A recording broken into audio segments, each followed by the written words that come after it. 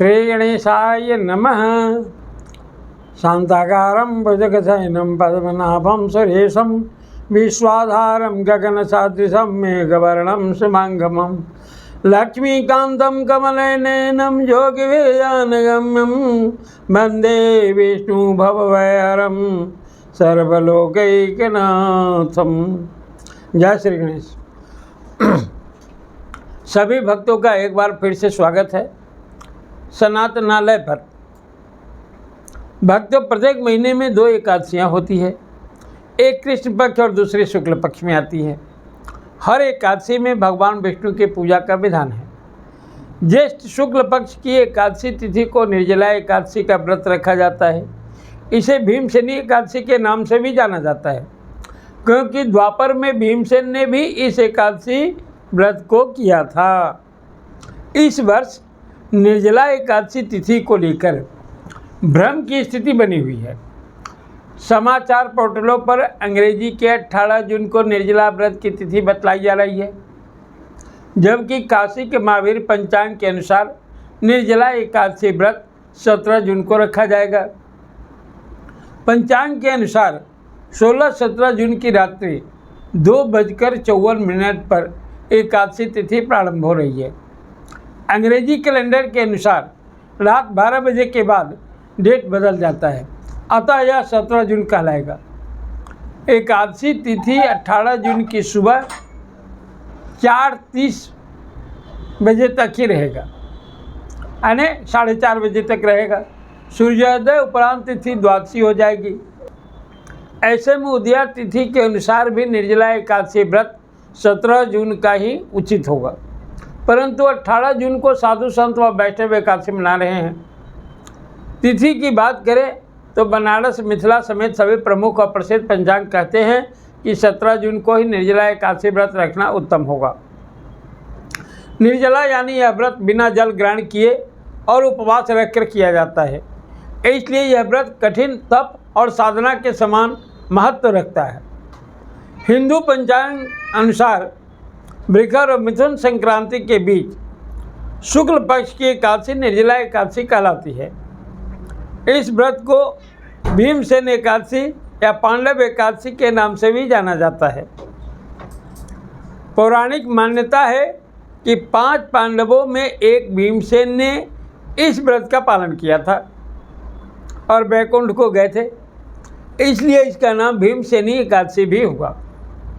भक्तों, अब आपसे यह कथा कहता हूँ जो द्वापर युग से संबंधित है, और इसके बाद निर्जला एकादशी को भीमसेनी एकादशी के नाम से जाना जाने लगा। वेद व्यास ने पांडवों को चारों पुरुषार्थ, धर्म, अर्थ, काम और मोक्ष देने वाले एकादशी व्रत का संकल्प कराया था।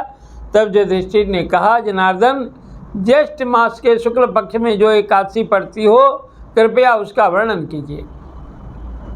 भगवान श्री कृष्ण ने कहा, हे राजन, इसका वर्णन परम धर्मात्मा व्यास जी करेंगे, क्योंकि ये संपूर्ण शास्त्रों के तत्वज्ञ और वेद वेदांगों के पारंगत विद्वान हैं।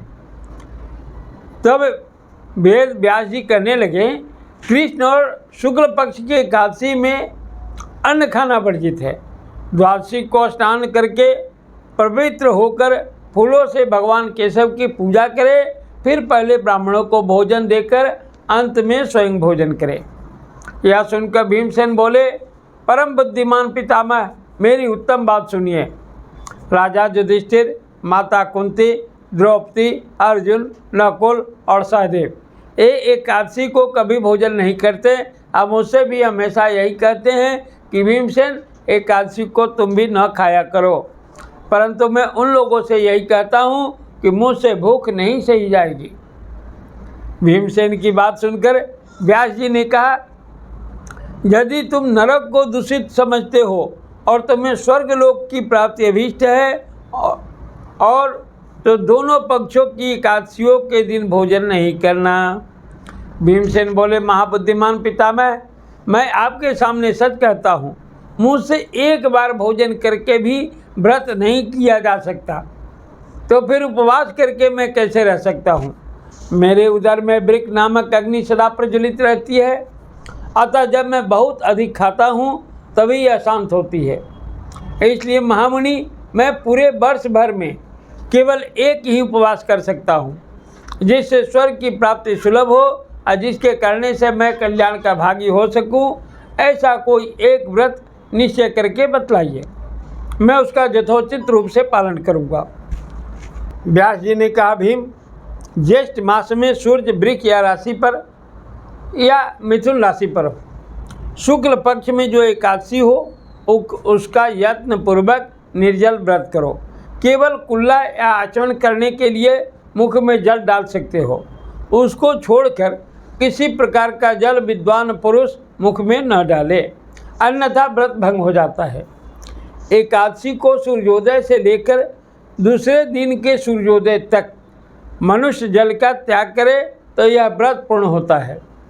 इसके बाद द्वादशी को प्रभात काल में स्नान करके ब्राह्मणों को विधि पूर्वक जल और सोने का दान करें। इस प्रकार सब कार्य पूरा करके जितेंद्रिय पुरुष ब्राह्मणों के साथ भोजन करें। वर्ष भर में जितनी एकादशियाँ होती हैं उन सब का फल इस निर्जला एकादशी से मनुष्य प्राप्त कर लेता है, इसमें तनिक भी संदेह नहीं है। शंख चक्र गदा धारण करने वाले भगवान केशव ने मुझसे कहा था कि यदि मानव सबको छोड़कर एकमात्र मेरी शरण में आ जाए और एकादशी को निराहार रहे तो वह सब पापों से छूट जाता है। कुंती नंदन, निर्जला एकादशी के दिन श्रद्धालु स्त्री पुरुषों के लिए जो विशेष दान और कर्तव्य विहित है उन्हें सुनो। उस दिन जल में शयन करने वाले भगवान विष्णु का पूजन और जल में धेनु यानी पानी में खड़ी गाय का दान करना चाहिए। सामान्य गाय या घी से बनी गाय का दान भी किया जा सकता है। इस दिन दक्षिणा और कई तरह की मिठाइयों से ब्राह्मणों को संतुष्ट करना चाहिए। उनके संतुष्ट होने पर श्रीहरि मोक्ष प्रदान करते हैं। जिन्होंने श्रीहरि की पूजा और रात्रि में जागरण करते हुए इस निर्जला एकादशी का व्रत किया है, उन्होंने अपने साथ ही बीती हुई 100 पीढ़ियों को और आने वाली 100 पीढ़ियों को भगवान वासुदेव के परम धाम में पहुंचा दिया है। निर्जला एकादशी के दिन अन्न, वस्त्र, गौ, जल, सज्जा, सुंदर आसन, कमंडलों का छाता दान करने चाहिए। जो श्रेष्ठ तथा सुपात्र ब्राह्मण को जूता दान करता है वह सोने के विमान पर बैठकर स्वर्गलोक में प्रतिष्ठित होता है। जो इस एकादशी की महिमा को भक्ति पूर्वक सुनता अथवा उसका वर्णन करता है वह स्वर्गलोक में जाता है। चतुर्दशी युक्त अमावस्या को सूर्य ग्रहण के समय श्राद्ध करके मनुष्य जिस फल को प्राप्त करता है वही फल इस कथा को सुनने से भी मिलता है। भीमसेन, ज्येष्ठ मास में शुक्ल पक्ष की जो शुभ एकादशी होती है उसका निर्जल व्रत करना चाहिए। उस दिन श्रेष्ठ ब्राह्मणों को शक्कर के साथ जल के घड़े दान करने चाहिए। ऐसा करने से मनुष्य भगवान विष्णु के समीप पहुंचकर आनंद का अनुभव करता है। इसके बाद द्वादशी को ब्राह्मण भोजन कराने के बाद स्वयं भोजन करें। जो इस प्रकार पूर्ण रूप से पापनाशनी एकादशी का व्रत करता है वह सब पापों से मुक्त हो आनंदमय पद को प्राप्त होता है।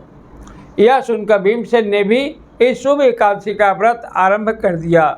उस समय से इस श्लोक में इस एकादशी को भीम एकादशी, पांडव एकादशी, निर्जला एकादशी के नाम से जाना जाता है।